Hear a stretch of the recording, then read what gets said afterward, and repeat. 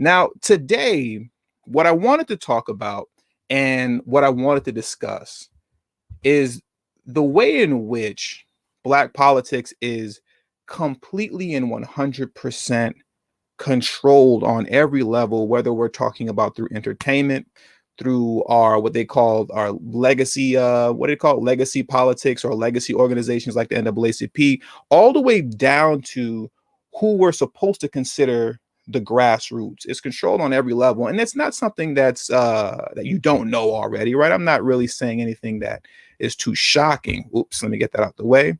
But my reason for bringing this up is because recently, I want to say about 2 weeks ago, I made this video here about Diddy, right? And this is what kind of inspired me to want to go ahead and talk about this very quickly. Some of you all might remember this video.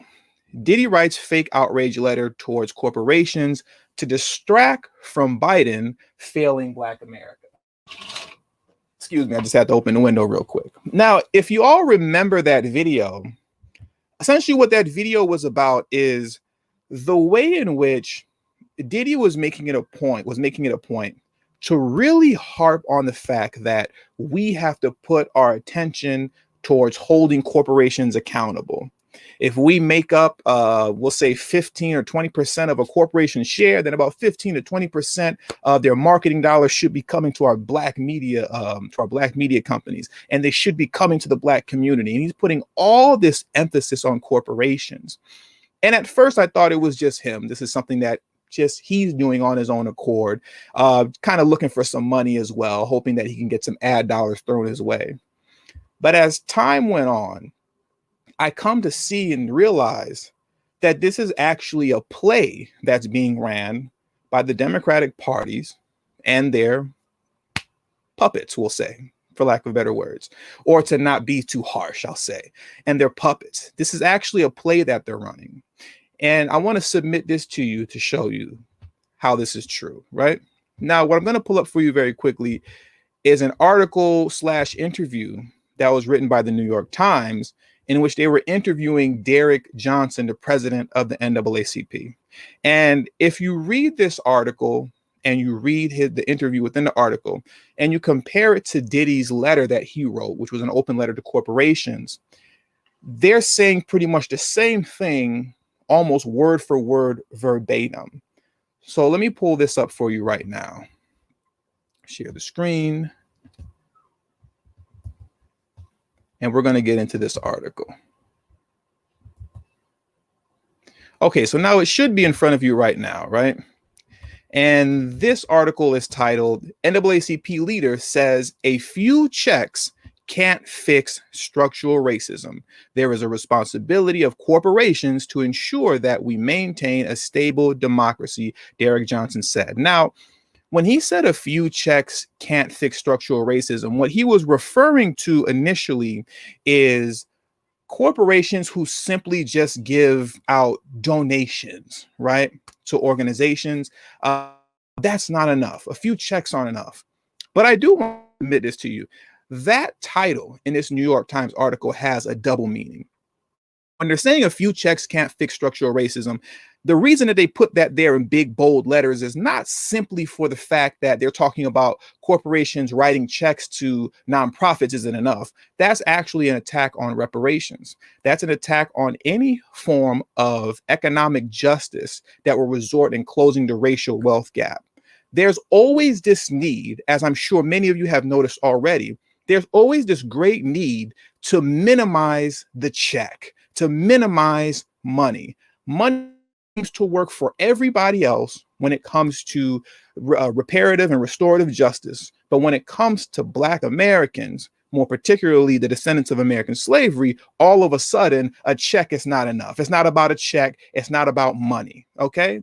They always make it a point to downplay the money. So that title alone has a double meaning to it. They're not just talking about corporations. Now let's scroll down a little bit, because you're going to see here this leader or president of the NAACP, Derek Johnson, who is very chummy and buddy with Joe Biden.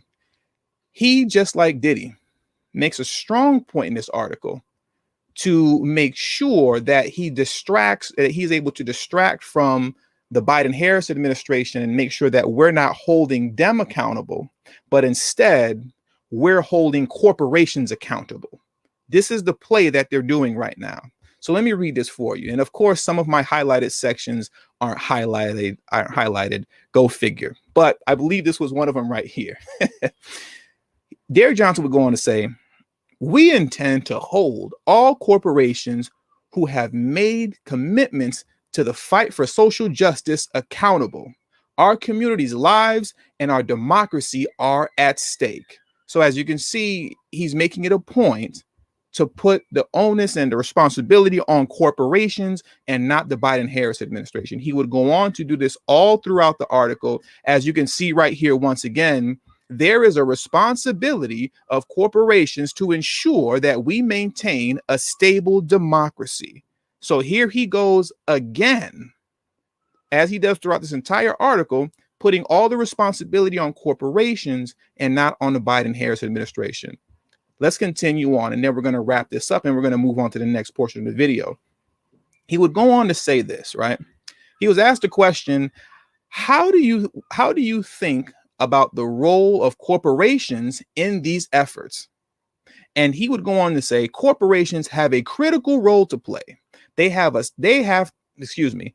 step up their engagement to do away with the caste system that we live in, because far too many of them have participated in the status quo of racial inequities. Many of them have maintained their profit margin based on it. But we are at this point in this nation where it is not good business practice for corporations not to step up and not to engage. First off, it is not up to corporations to get rid of the caste system. It's up to your elected officials, the people that you put in office, which is Biden and Harris. That's who it's up to. It's not up to corporations. Now I'm going to scroll down a little bit more and then we're going to hop up out of this article. He would go on to say corporations have to use their muscle and choices to expand and protect our access to voting. So he's putting the responsibility on corporations to make sure that we have access to voting. Many of these corporations exercise vast muscle to pass policies that benefit their bottom line.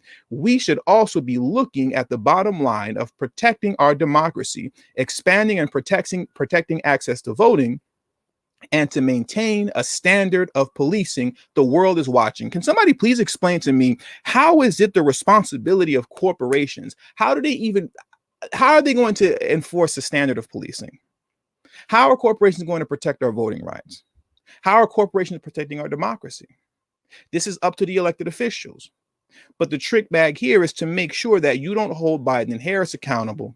Keep your eyes over here and look at these corporations. And it's one last thing that I'm going to read to you, and then we're going to hop up out of this article. I'm going to skip this portion right here. And I want to read this off to you, because at this point, I don't want to beat a dead horse with this article. But I did find this very interesting, because this just goes to show how much of a Democratic loyalist that Derek Johnson is. He is such a loyalist, parroting every talking point coming from them. Let me check this out. What was it like for you growing up? The reporter asked Derek Johnson. And the reason that I'm kind of chuckling a little bit is because I know where this is going, right? I was born and raised in Detroit, Michigan, and most of my formative years were in the 80s. So I was able to witness in that community the impact of several realities. Detroit was a boom town for the auto industry, but in my neighborhood, we began to see the impact of the plant closings. I also witnessed the level of violence committed toward Asian communities, because many workers blame the Asian community for the crash of the auto industry. That was primarily because people were feeding that flame of tribalism and racial hatred. Okay. You see, now, some of my audience, I want to say about 25% of my audience, right? About 25% of my audience is like 50 and over. I need somebody in my audience to confirm to me if whether or not in the 80s, when all the plants were closing down, particularly those of you in the Midwest, right? Chicago, Ohio, Detroit, Michigan, all that good stuff.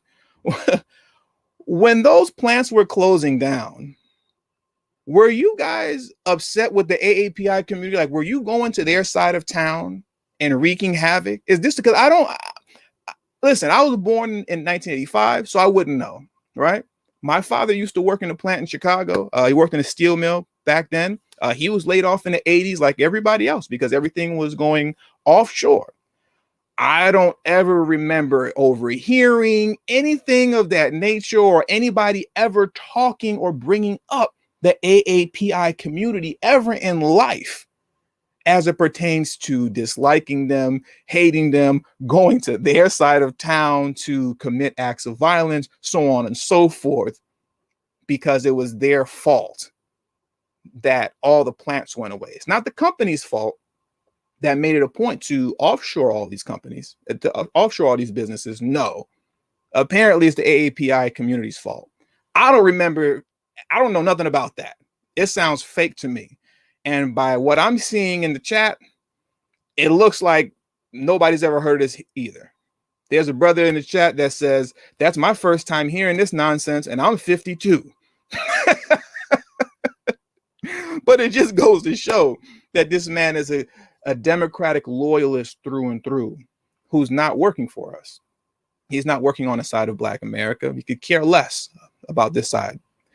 All he's working towards is making sure that the system of racism, white supremacy as a whole maintains intact, and that he has a job within it, right? This is the role that everybody's playing. Shout out to Simone Sanders, who's apparently upset at the fact, or was upset at the fact, that Biden passed her over for the what's it called? The secretary position. You all know what I'm talking about. Oh my God. And the one position where you're always talking to press secretary, right? She was out here tackling folks in the middle of the campaign, saving Joe Biden's life, defending him, you know, every which way to Black folks, talking about, oh no, Joe Biden's good, vote for him anyways. And at the end of the day, he gave her a big F you. That's what he gave her.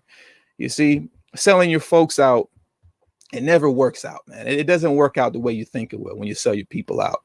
But now let's move on, and we're going to end up closing this video out pretty soon. It looks like I might actually get done with this video early today. My live streams can run about 35 minutes. I might actually be done before the 35-minute mark. So we'll see. Now, here's for me the most critical part, right? When it comes to the Democratic Party's control over our politics, we all know that they're in complete control of our entertainers like Diddy and Charlemagne the God and everybody else that pushes them on us. Obviously, they're in complete control and own the Congressional Black Caucus, the NAACP, Derek Johnson, so on and so forth. But in an individual, a woman like Tamika Mallory, she's supposed to essentially represent the grassroots, right? A lot of people actually like her. And I wouldn't be surprised if a lot of people got upset with me essentially going in on her. But I got to do what I got to do. Because the woman, she's not what you think that she is, right? Tamika is definitely not what you think she is. She's not as grassroots as you'd like to believe that she is. She's very much so a Democratic loyalist, just like everybody else that I'd mentioned. Now, before I go into a few video clips concerning her, as well as the main video clip that I want to show you concerning her pushing the same narrative of how corporations are the ones that we got to hold accountable, not Biden and Harris. We got to hold corporations accountable. Let me show you a few things on her Instagram page, okay? Because I really want to drill this home concerning her. Okay, so it should be in front of you right now. These are just the posts that I have like in my saved section, okay? This all comes from Tamika Mallory's Instagram page. You see her over right here. She was caping for Barack Obama over here. You know, you got Angela Rye. You got what's my man's name? Mr. Lewis. You got her over here with Beyonce telling you to go vote for Biden and Harris. Let's scroll up a little bit more. You see she's over here clicked in with Oprah. She has Jamel Hill. You see her interview, her little live stream that she did with Roly Poly Martin right here. She did a little live stream with Roly Poly Martin, Charlemagne the God. And of course, we can't forget Amanda Seals, the woman that sat up there and told you that it's not about policy. It's not about legislation. It's simply about voting Joe Biden out of office. Don't you dare sit up here and think you're going to vote on the basis of policy. You must be crazy if you think you're doing that. Forget about policy. Forget about legislation. It's about getting rid of Trump. Okay. So she's a Democratic loyalist through and through. There's nothing grassroots about her. Maybe at one point there was, but at this stage in the game, there isn't. She's been completely bought and sold at this point. Now, and I see somebody says that she learned from the best, Al Sharpton. Oh, yes, she did. She definitely learned from the best, Al Sharpton. Now, let's get into a few clips from her, right? Recently, I want to say 2 weeks ago, she did an interview with a brother by the name of, I believe his name is King Cam, if I remember correctly, Brother King Cam. And also, if I remember correctly, he's a member of the Nation of Islam. He's clicked up with brothers like Reza Islam and Brother Ben X and all those guys. He's clicked up with them. He's part of that pack, you can say. And the interview was very interesting because Tamika pretty much told us everything that we need to know concerning her and her loyalty to the Democratic Party. She makes an attempt to pretend as if she's not a loyalist, but she 100% is.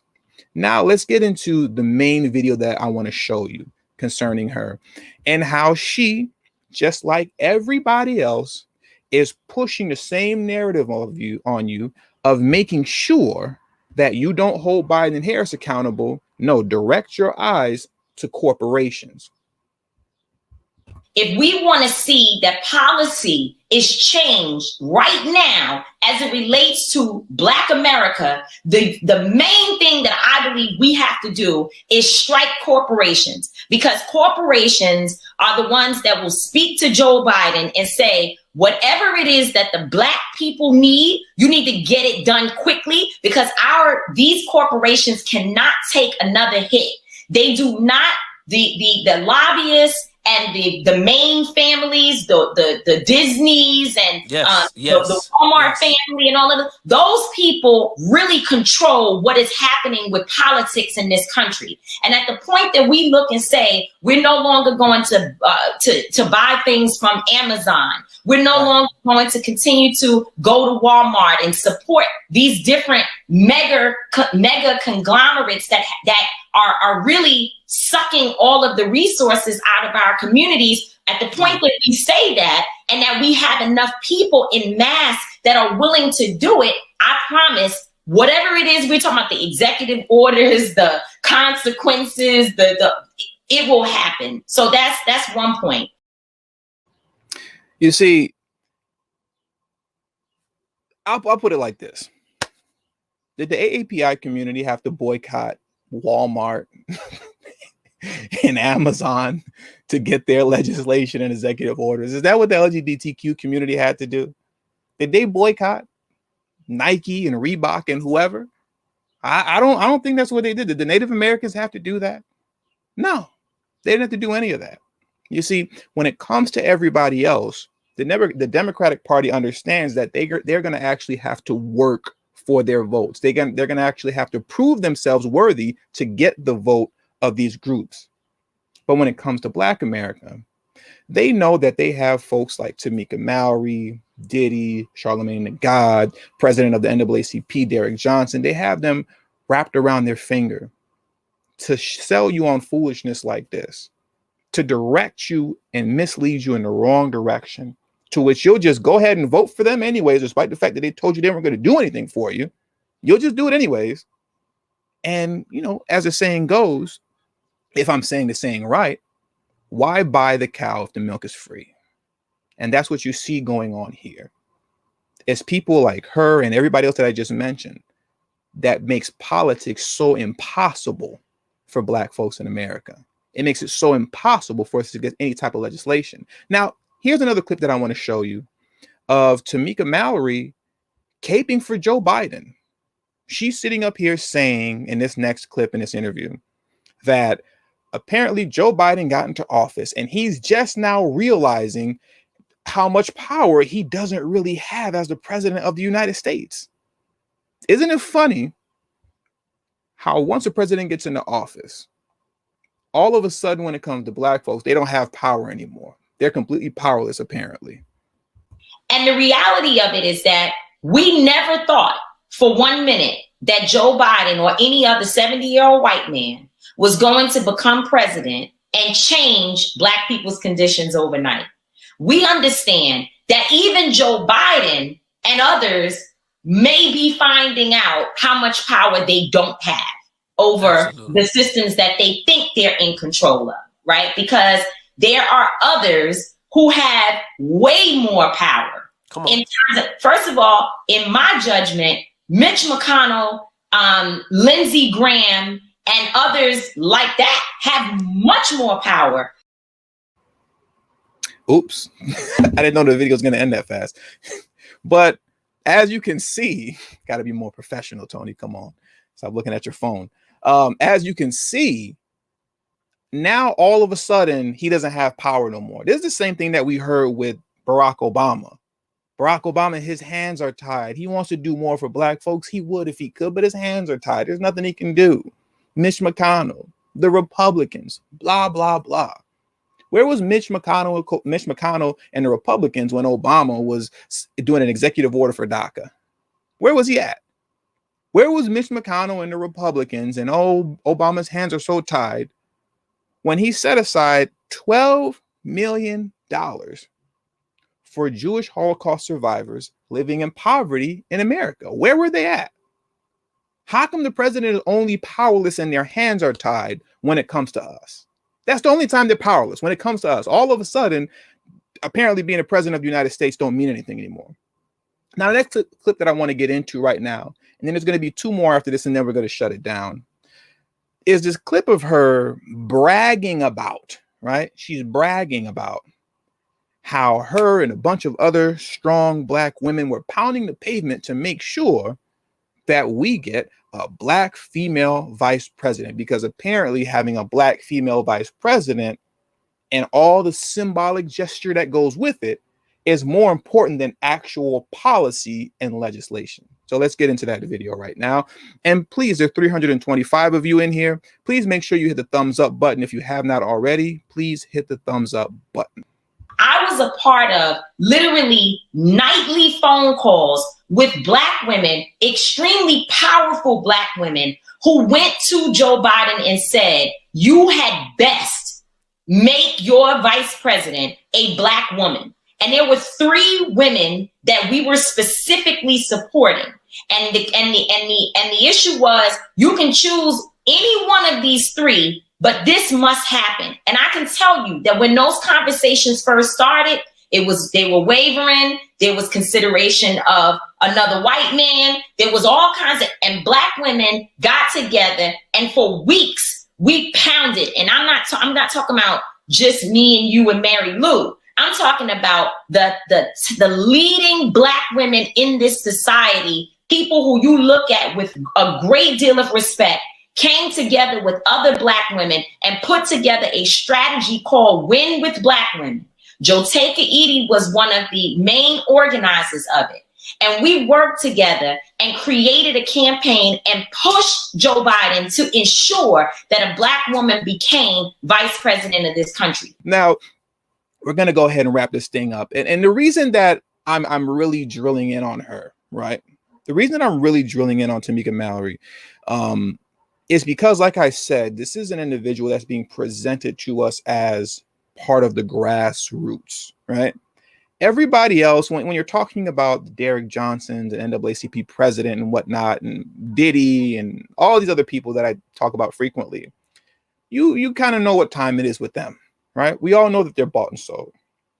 But she's fairly new on the scene. And like I said, she's very popular. A lot of people like her. And, you know, I'm just doing my part as media to shine a light on what I disagree with, and the people will do what they will from there.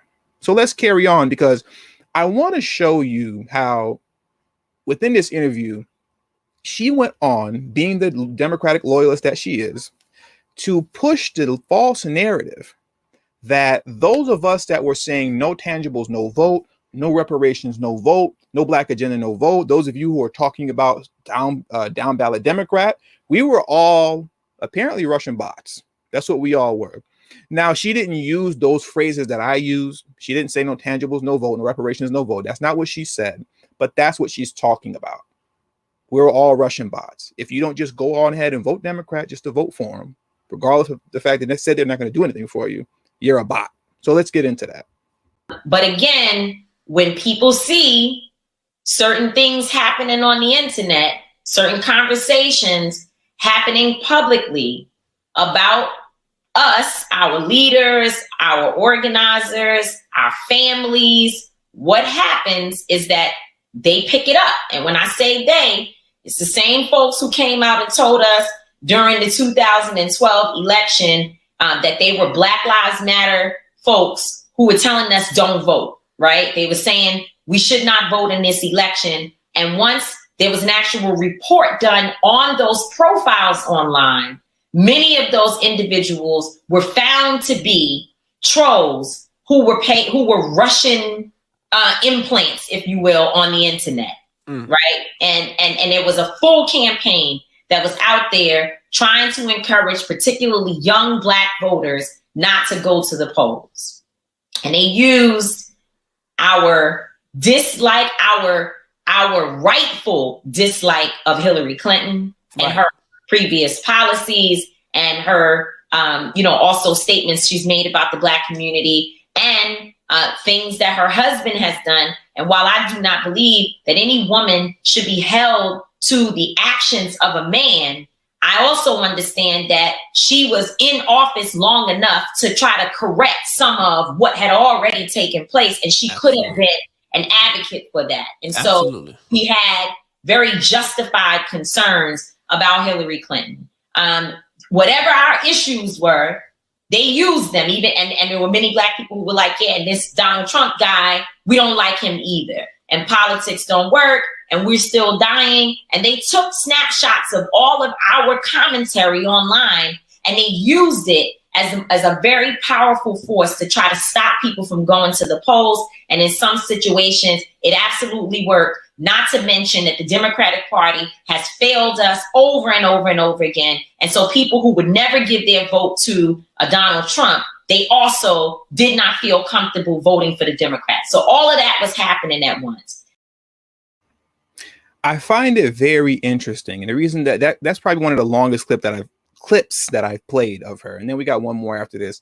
I find it very interesting, right? That she'll sit up here and will tell you, she just told you that she's very aware of the fact that the Democratic Party has failed us time and time again. You're very aware of the reasons, the legitimate reasons why we don't like Hillary Clinton. And we don't like the people that she's associated with. Her husband, Bill Clinton, right?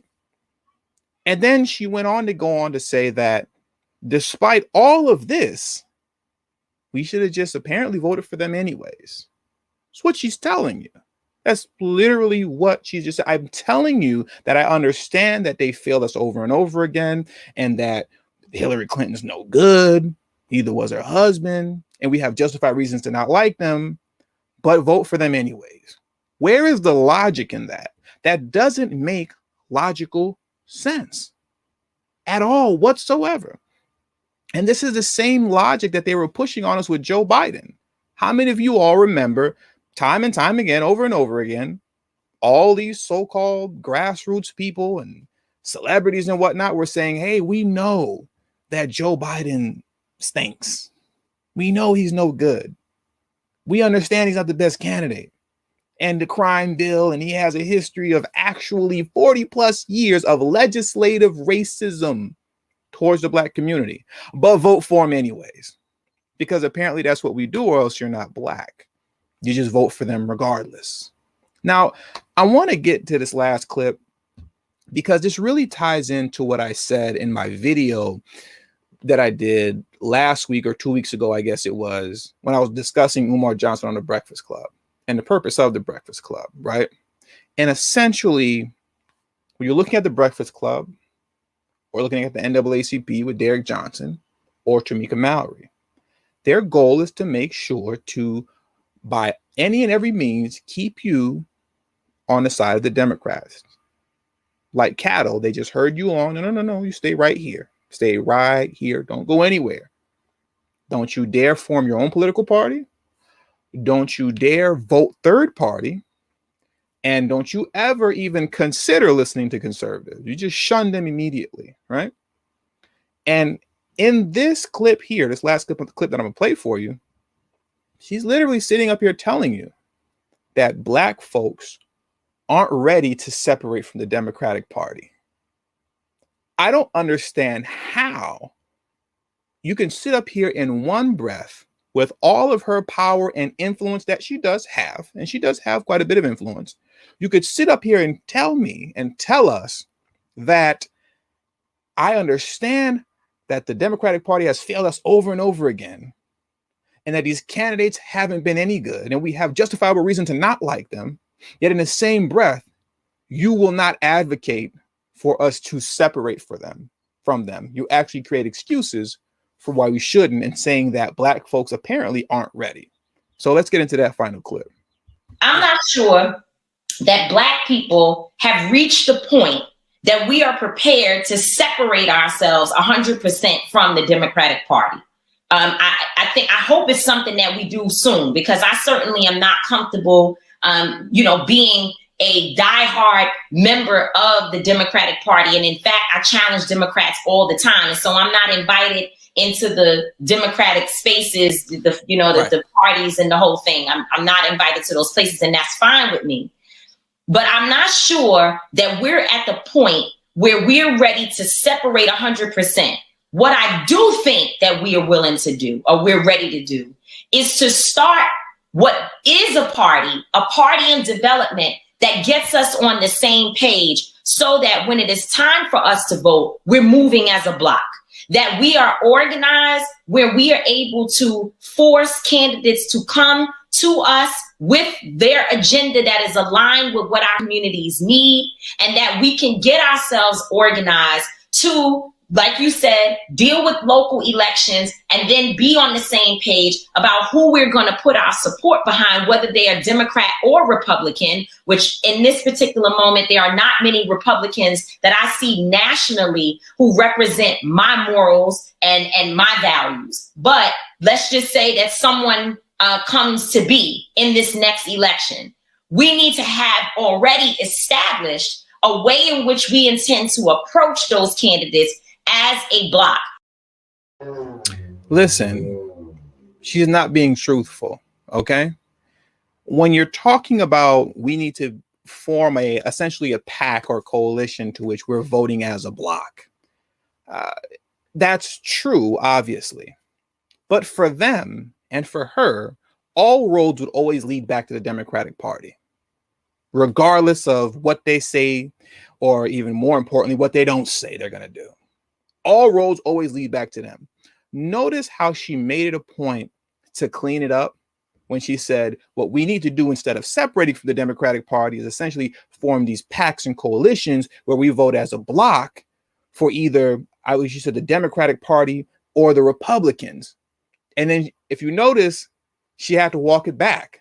She was like, but as of right now, in today's day, in today's climate, I don't know of any Republicans that actually live up to my morals and values and our values right now. But if one comes in the future, maybe in the next election, then we might consider him. You see how she had to walk it back? She messed up and did the Ice Cube thing, which is the right thing to do. Not Democrat or Republican. I'm right in the middle. Who has the best offer? She messed around and said that same thing, caught herself, and then had to backtrack afterwards. So anyways, I'm not going to sit up here and beat a dead horse any longer. You all get the gist of what I'm saying and what I'm talking about. Our politics are thoroughly controlled. And it's actually kind of impressive when you think about it. Kind of a stranglehold that the Democratic Party has on Black politics, and the inability for so many of us to see through the BS, because it's all right in front of you. It's all, everything that I displayed to you is clearly in the public eye. Nothing is being hidden. It's obvious. But unfortunately, a good deal of us still aren't seeing it yet.